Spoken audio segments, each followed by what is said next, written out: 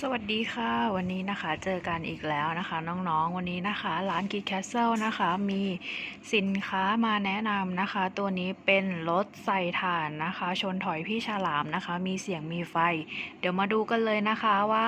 พี่ฉลามเขาวิ่งได้อย่างไรบ้างนะคะอันนี้คือใส่ถ่าน AA 3 ก้อนแบบนี้นะคะต้องเอาฝาครอบตรงนี้ออกก่อนนะคะแล้วก็เปิดสวิตช์